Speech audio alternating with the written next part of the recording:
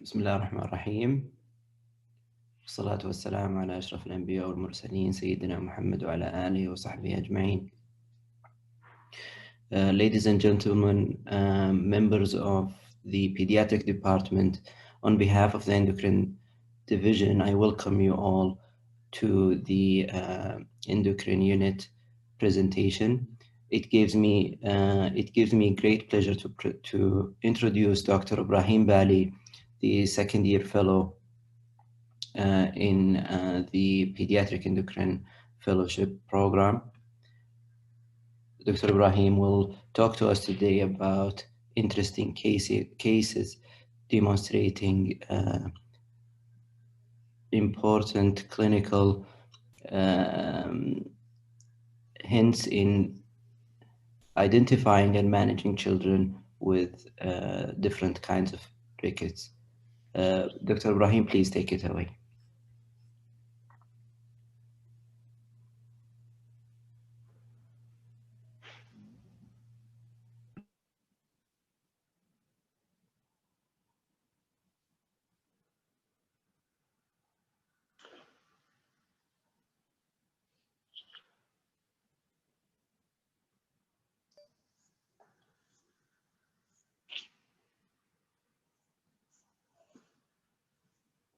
Thank you, Dr. Abdelmajid. Good morning, everyone. Is my voice clear for everyone? Okay, so it's my honor to present the Pediatric Endocrine Division in the Pediatric Grand Round. Today we'll talk about different aspects of rickets. As we all know that rickets is a common presentation to pediatric clinics, is a common pediatric problem, and the majority of cases with vitamin D deficiency are preventable and easily treatable. But some other causes of rickets can be challenging to diagnose and treat. So in my talk today, I will present about two cases with uncommon etiologies of rickets. Then I will talk about the pathophysiology of rickets and some of the causes of calcipenic rickets and phosphogenic rickets. So I will start with our first patient. This patient is a 2-year-old girl, was referred to endocrine clinic for progressive bilateral bowing of the legs and delayed walking. She was born at term, SPD, no in ICU admission. In regards to her development, she started to sit with support at the age of 1 year, remains, however, unable to roll, stand, or walk at the time of assessment at the age of 2 years. Language and social skills were otherwise appropriate for age. The referring physician had attempted treatment with 1-alpha vitamin D3 and calcium supplement with mild improvement. She was on breast and formula feeding during the first year, then on home diet with a good amount of dietary product after that. In regards to her family history, there is no consanguinity. Both parents are healthy. No history of skeletal deformities in the family. She has a healthy older brother. No other family member with a similar history. So when we assessed her in the clinic, her height was at the 3rd centile, her weight at the 10th centile, and head circumference at the 75th centile. She had multiple signs of rickets in form of frontal posing, a widening of the wrist, ricketic rosary, genovalgus with intramallular distance of 9 centimeters, and severe generalized hypotonia. Other systemic examination were normal. So we ordered for her the initial workup for cases of rickets. And these are the result of her investigation. Alkaline phosphatase came sky high of 2,330. and calcium level was significantly low of 1.55. Phosphorus also came low, 1 millimole per liter, and PTH came also very high, 87. And her 25 hydroxy vitamin D was within the normal level. So in regards of this clinical picture, any further investigation to be requested, or what is your opinion regarding this investigation? Can we hear from the audience, from the residents?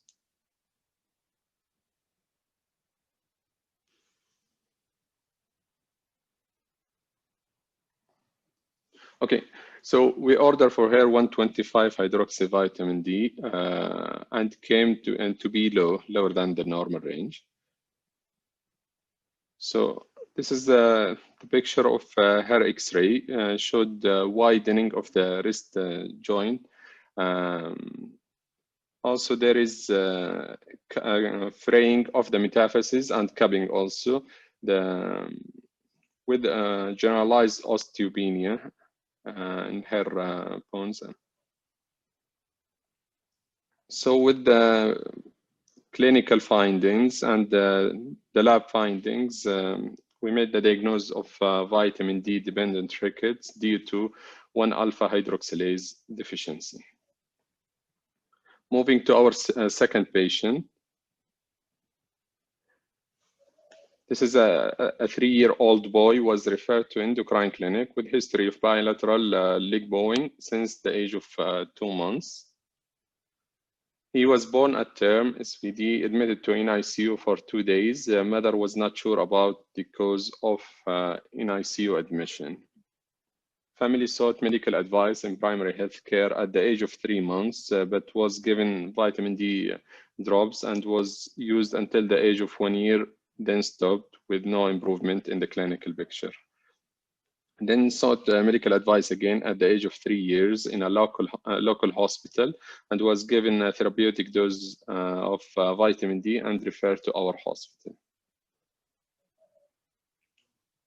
He walked at 18 months of age with unsteady gait. Other developmental milestones were normal.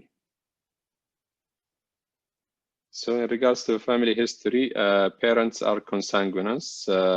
He has a younger brother with a similar history and a healthy sister.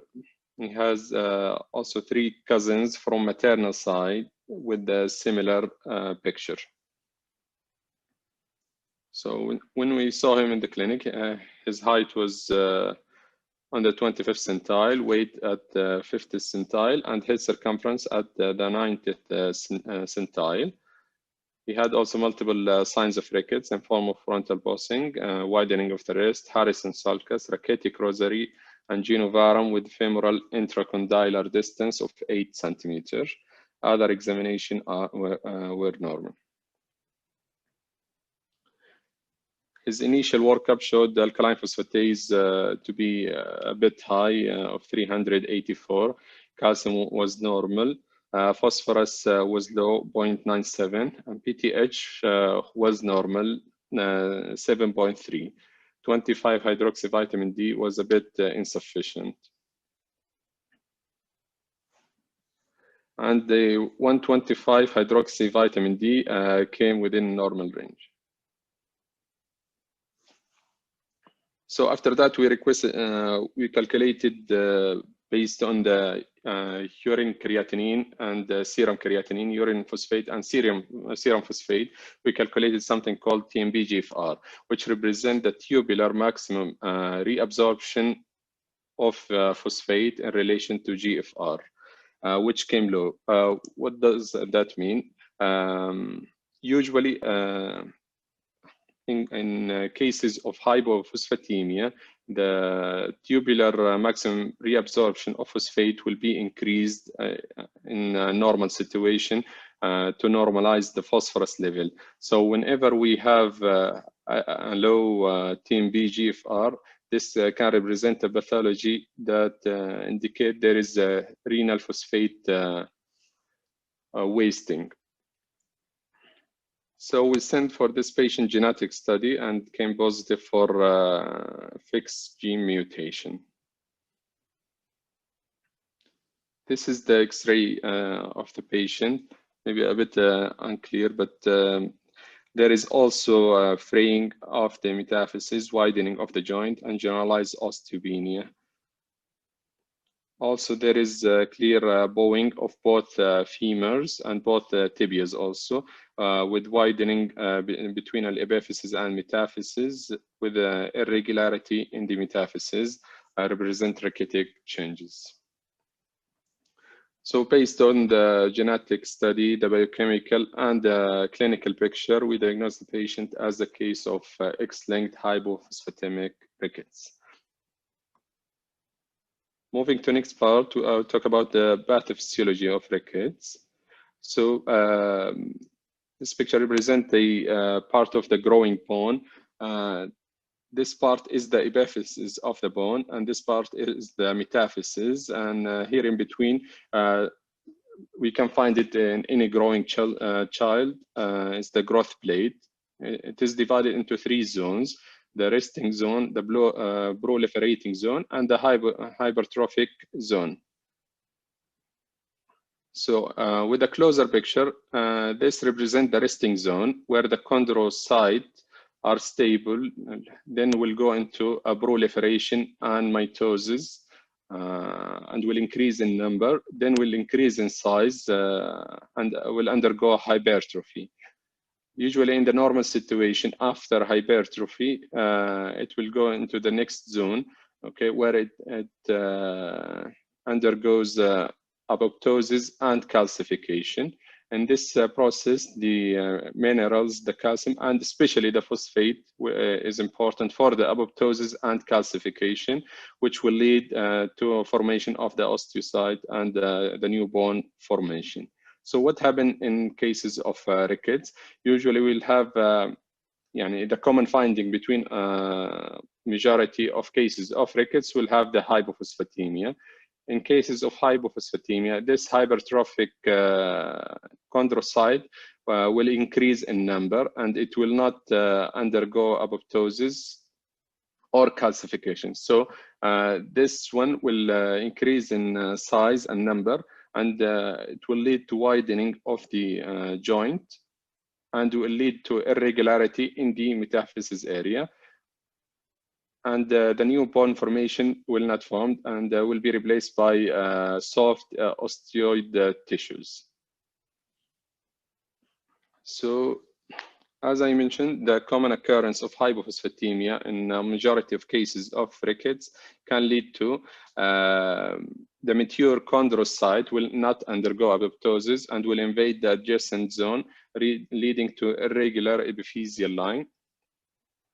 Also, the hypertrophied chondrocyte and newly formed osteoid tissue will fail to mineralize due to defect in the phosphorus, will lead to wide, soft, irregular, fried metaphysis, as we saw in the X-ray. Then after that, moving down to the bone shaft, the performed bone is replaced by unmineralized osteoid tissue, will lead to soft cortical bone, and will cause the bowing and the bone deformity, and may lead to possible fracture in severe cases. So rickets represent the failure of mineralization at the growth plate of the growing bone. So it happens in children, while osteomalacia is defined by failure of mineralization of the bone cortex and trabecula. Children can have both rickets and osteomalacia will occur together, but adults can develop only osteomalacia as they have closed growth plate. This is some of the radiological features, and a bit more clear picture than our patients. As we see here, the metaphysis border is irregular, and there is some fraying and cupping, which is concavity of the metaphysis. The space between the metaphysis and the epiphysis is a bit wide. Also, as we see here, there is bowing of both legs, the femur and in the tibia, and there is widening also in the joint. This picture represents pre and post treatment. As we see here, the metaphyses are more clear than before treatment, and the joint space is less, with improvement in the osteopenia of the bones. Also in this picture, we can see that this is for an older child. Here, the space between the metaphyses and the epiphysis is clear and will disappear after treatment. So whenever we have a child with lower limb bowing, we'll approach him through this algorithm.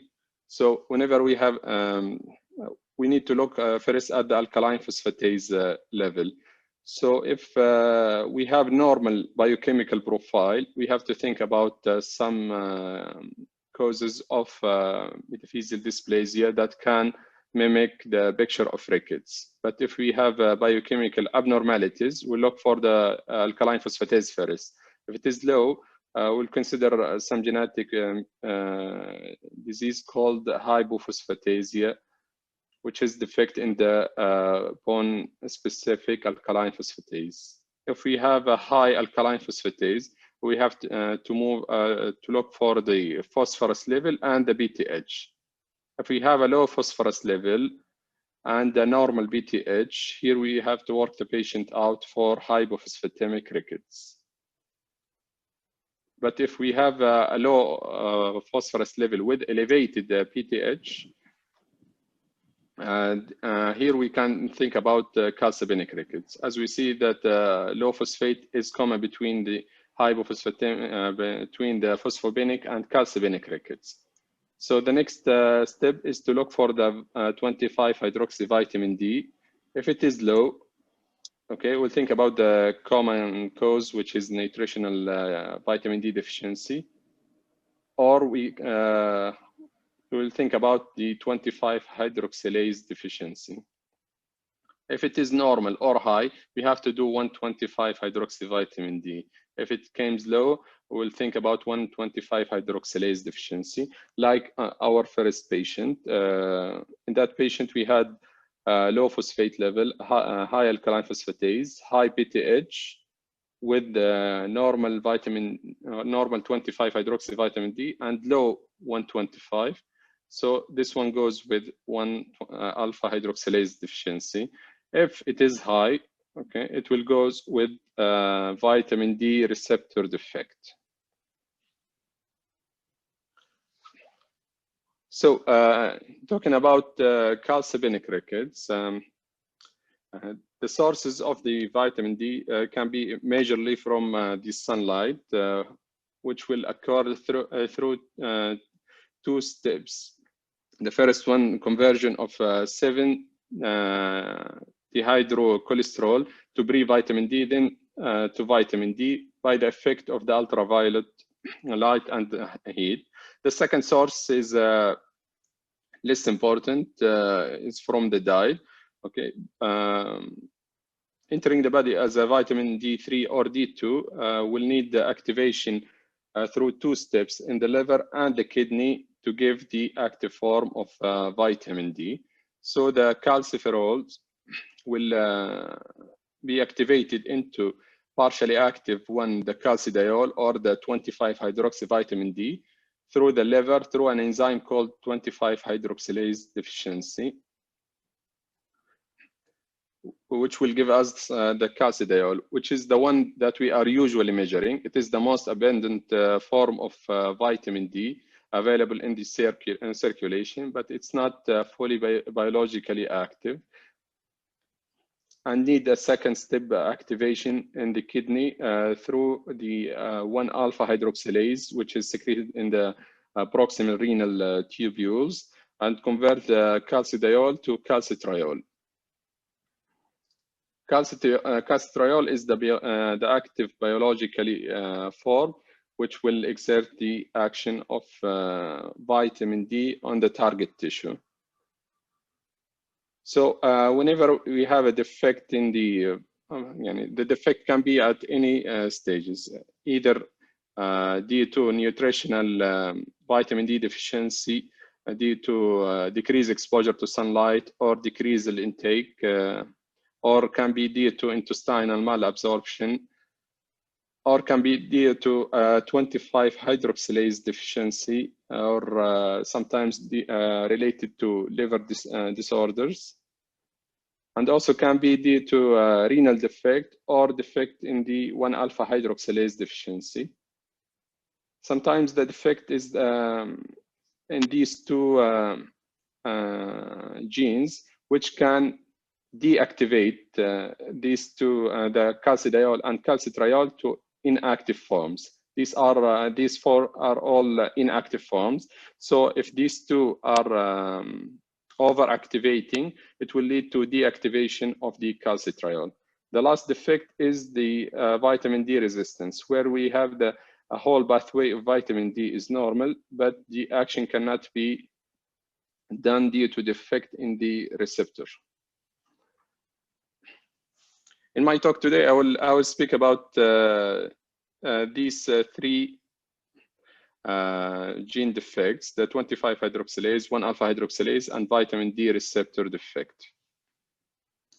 First, I will talk about the active form of vitamin D, which is the 1,25-hydroxyvitamin D. It is tightly regulated and present in the body in a less amount than the 25-hydroxylase, 25-hydroxyvitamin D. So it is regulated by BTH, and growth hormone will stimulate its synthesis and will be inhibited by itself. So whenever we have an overproduction of 1,25-hydroxyvitamin D, it will lead to inhibition of its own synthesis. And if we have a high calcium and high phosphorus, and can be inhibited by something called FGF23. So what is its action? It acts to increase the calcium level in the circulation, either by increasing the active intestinal absorption of calcium or increasing the renal reabsorption of calcium. Also, it plays an important role in increasing the bone mineralization. So what happens if we have a low 125-hydroxyvitamin D due to any defect in the pathway of the vitamin D activation? We will have decreased calcium level related to decrease the renal reabsorption of calcium, and decrease the intestinal absorption of calcium will lead to hypocalcemia. As a result of hypocalcemia, the BTH will be activated to normalize the level of the calcium. And it will be normalized by two mechanisms, by increasing the osteoclast activity. So it will increase the bone resorption, and it will get the calcium from the bone. The second mechanism is through increasing the renal reabsorption. So in most cases of mild to moderate rickets, will have normal calcium. Okay, but and high BTH, as we mentioned before. But as a result of high BTH, the renal excretion of phosphate will increase, leading to hypophosphatemia.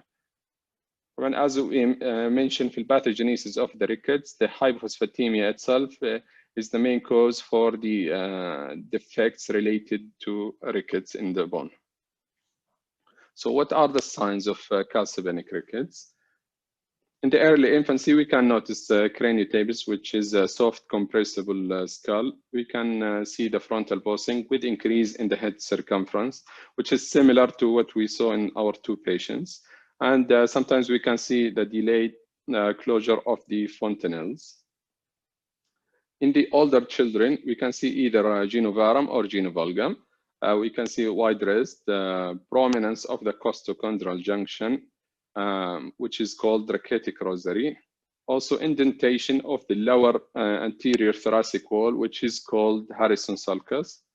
We have delayed tooth eruption or dental caries. Also, the common finding is short stature, and we can see in severe cases hypotonia and delayed walking, as we saw in our first patient. So this table represents the biochemical findings in the most common types of calcipenic rickets. What is common here between them that almost all patients we can see the hypocalcemia with a different severity according to the severity of the defect. So these two are more severe than the vitamin D and 25 hydroxylase deficiency. So we can see the hypophosphatemia, the hypocalcemia is more severe. Also, this applies for the hypophosphatemia.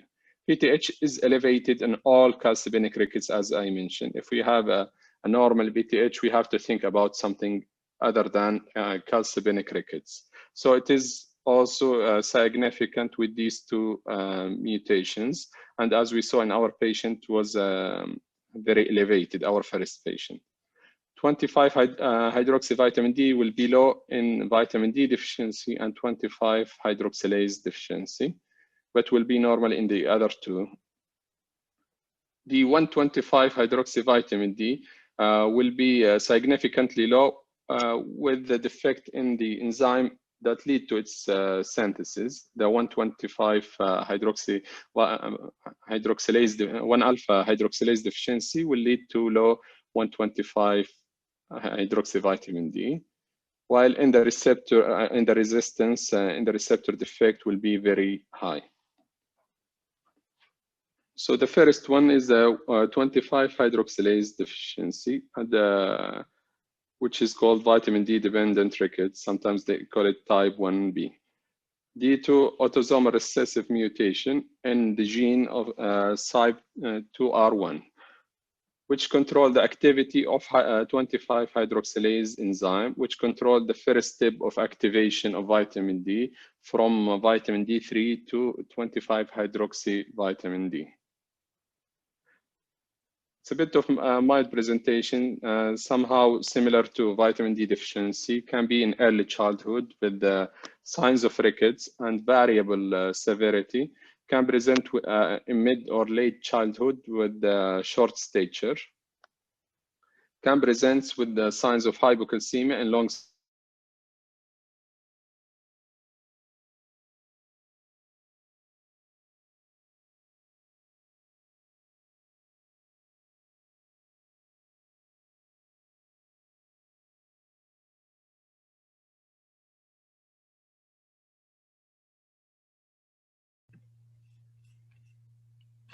Ibrahim, I think we lost your voice.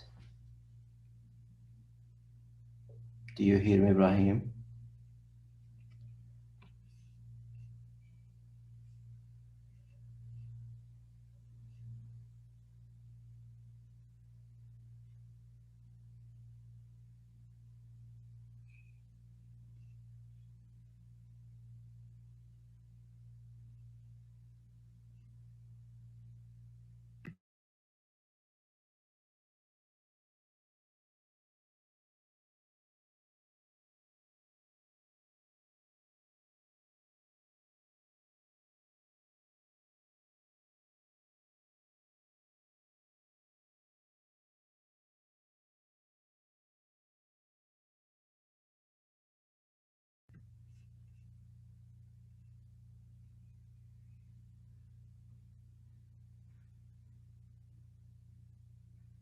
Okay, as we are waiting for Ibrahim to fix this technical issue, are there any questions or comments so far?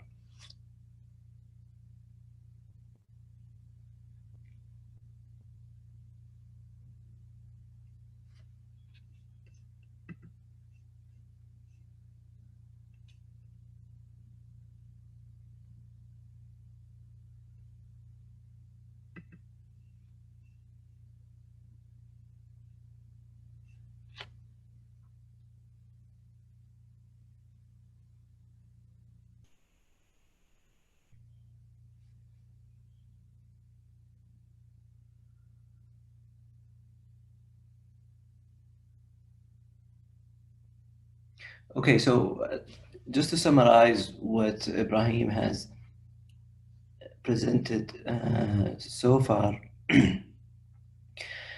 Ibrahim has shown us two different cases or two different patients with rickets. Now, the common features are the following. The common features of rickets are the clinical or the radiological changes, plus elevated alkaline phosphatase, plus low phosphorus. These three elements are the essential elements that have to be present in someone so that we can say they do have rickets. If one or two elements are missing, then a clinician should take a step back and rethink the diagnosis. Now, in terms of the causes of rickets, there are many causes. To simplify the approach to rickets, people tend to classify it under only two categories, either the calciopenic category or the phosphopenic category. Now, this doesn't mean that there is a kind of rickets where calcium is low and there is another kind of rickets where phosphorus is low. No, because all kinds of rickets, they require phosphorus to be low. Low phosphorus is the common pathological pathway that has to be present in rickets so that the ricketic signs or the metaphyseal changes to be produced. Now, we mean by calciopenic and phosphopenic rickets is the calciopenic rickets is the form of rickets that is caused by lack of calcium supply in the body.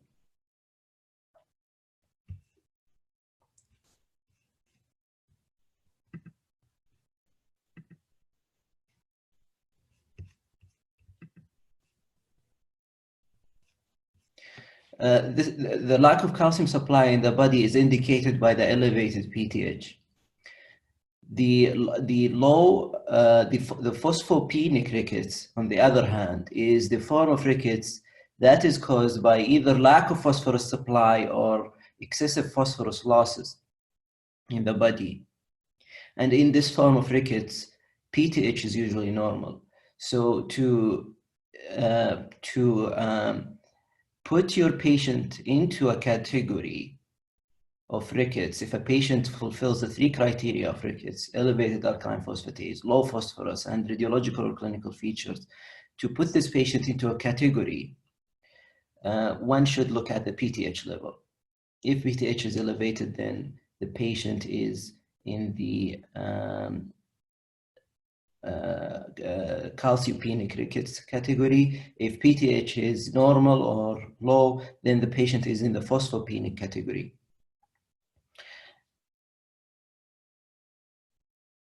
Now, the two patients presented in this talk demonstrate forms of rickets where vitamin D supplements did not make any difference. And the message is that vitamin D deficiency, although perceived as the most common type of rickets, in my experience is rarely seen. And perhaps this is because of the abundance of food that we have in this country, alhamdulillah and ni'mah. In terms of clinical rickets, when we see it, there is usually a secondary cause. Either there is a GI disorder preventing from absorption of vitamin D or calcium, or prematurity, or most commonly a genetic disorder or genetic mutation affecting either the kidney's ability to handle phosphorus or affecting the metabolic pathway of vitamin D and ending up with either a calciopenic or a phosphopenic state that produces rickets. So when you are faced with a child with rickets, please bear in mind these elements, and please do not hesitate to consult any of the endocrine people for further insight and guidance. So I think Ibrahim is having technical issues. He might not be able to finish the talk. I'm going to give you Yes, Brahim. doctor. Yes. I had disconnection of the internet. Okay, so I will continue. Okay, please go ahead.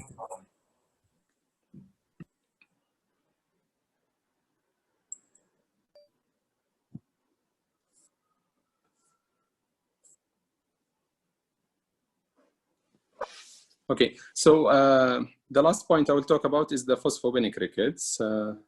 So in those patients, they have high FGF23, and I will explain this point, the role of FGF23 later on, which will cause renal phosphate wasting.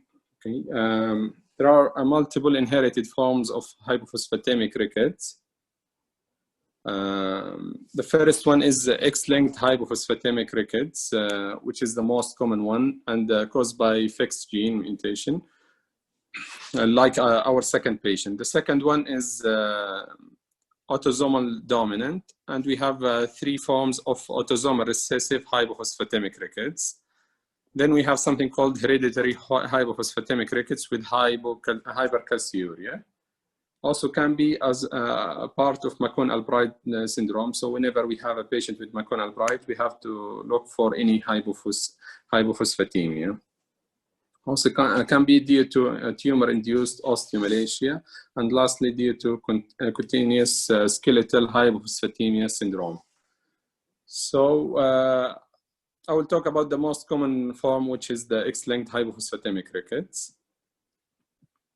It is caused by X-linked dominant inactivating mutation in fixed gene, which act by controlling and inhibiting the activity of the FGF23, and I will explain the pathway of that one. It is the most common hereditary form of rickets worldwide. It is manifested in both homozygous males and heterozygous females, with a different variable severity in the clinical presentation within the same family. So we have the FGF23 is released by osteocyte and osteoblast. The fixed gene control its activity. So whenever we have the active fixed gene, it will inhibit the activity of the FGF23. So in the mutation of this gene, we'll have very high FGF23. As a result of high FGF23, it will result lastly into a hypophosphatemia by 2 ways. The first one by acting on decreasing the phosphate reabsorption and leading to renal phosphate wasting. The second one is by inhibiting the 1,25-hydroxyvitamin D activity, leading to decrease the intestinal absorption. So the FGF23 will decrease both the renal reabsorption and the intestinal absorption of phosphate, leading to hypophosphatemia, which will lead to the rickety changes.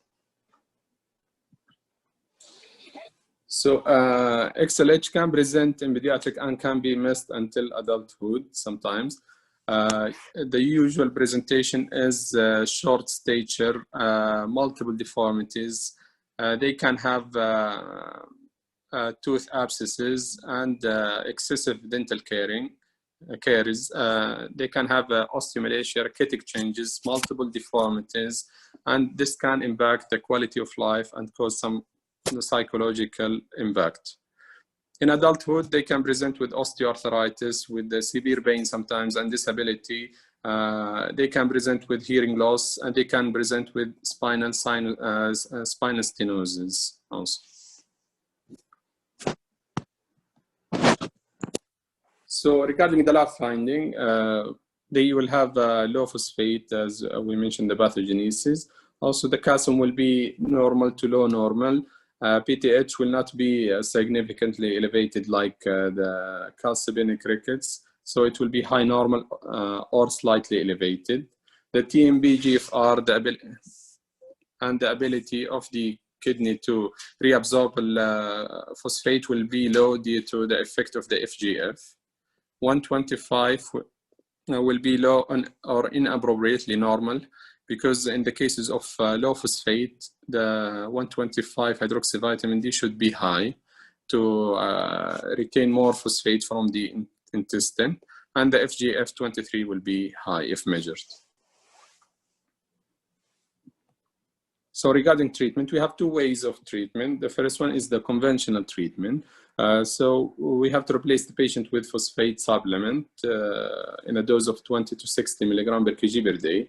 The problem with that one is need frequent dosing 4 to 6 times per day. Also, we need to cover with alpha calcidol 1 to 2 mic once daily. There are a lot of drawbacks with the conventional treatment. The first one is the compliance, and which is the most common one, that can result in failure of treatment because of the taste of the phosphate and the frequency of the phosphate supplement. The second one is the balance between the phosphate and alpha calcidol. So if we overtreat with phosphate, we can end up with having secondary hyperparathyroidism. And if we overtreat with alpha calcidiol, we can have nephrocalcinosis. So there is a new modality of treatment, which is called BAZAM, which is a human monoclonal antibody, acts by inhibiting the activity of the FGF23, so it will reverse the pathogenesis of the disease. It is given as a subcutaneous injection every 2 weeks. The problem with this medication that it's a bit expensive, and not all patients have access to this medication. And the second thing is that it is a subcutaneous injection. They have to come to the hospital every 2 weeks for the injection and sometimes for the monitoring of the bone profile. Also, as part of a XLH treatment, they need a multidisciplinary team, including an endocrinologist, orthopedic surgeon, as they have high rate of bone deformity that sometimes need surgical intervention. Also dentists, due to the high possibility of dental abscesses and dental caries. Physiotherapist with the severe pain and disability related to their deformity.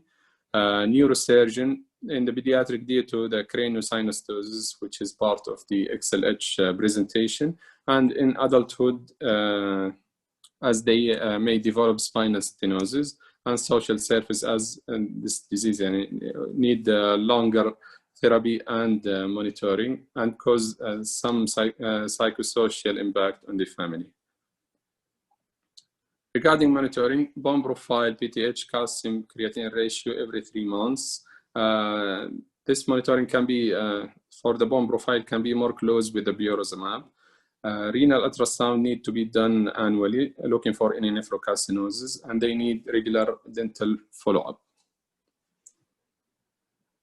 Okay, the take-home message from at the end of my talk will be that children with rickets who do not respond to therapeutic doses of vitamin D or relapse after stopping the therapy should be investigated for other etiologies of rickets other than vitamin D deficiency. Family history can give the clue to a hereditary form of rickets, as we have multiple family members affected in some forms of hereditary rickets. Early diagnosis and treatment of severe types of rickets can improve the patient's quality of life and can prevent the complications. Close monitoring of the patients can prevent the complications of the treatment and can improve the outcome. Thank you.